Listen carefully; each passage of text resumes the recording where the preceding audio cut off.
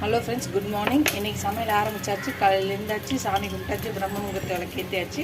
சமையல் இன்றைக்கி fried rice செய்ய போகிறேன். அதுக்கு என்னோடய ஸ்டைலில் எப்படி செய்வேன்னு பார்க்கலாம். கடாயில் எண்ணெய் ஊற்றியாச்சு.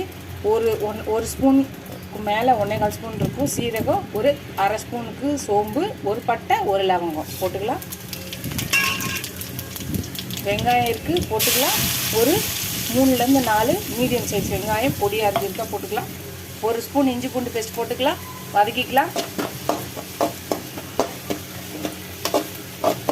கோஸு கேரட் அரிஞ்சு வச்சுருக்கா, அதையும் போட்டுக்கலாம். இதுக்கு தேவையான உப்பு போட்டுக்கலாம். ஒரு ஸ்பூனு சோயா சாஸ் ஊற்றிக்கலாம். சோயா சாஸ் வேணாலும் ஊற்றிக்கலாம், வேணான்னா விட்டுடலாம். ஒரு 1.5 ஸ்பூன் ரெட் சில்லி சாஸ் ஊற்றிக்கலாம். எல்லாத்தையும் கலந்துக்கலாம். 3 பச்சை மிளகாய் போட்டுக்கலாம். இதுக்கு தேவையான அளவு காரத்துக்கு ஏற்ற மாதிரி பெப்பர் போட்டுக்கலாம். நான் தூள் பண்ணி வச்சுருக்கேன். ரைஸ் போட்டு கிண்டிக்கலாம். உப்பு காரம்லாம் பார்த்துட்டு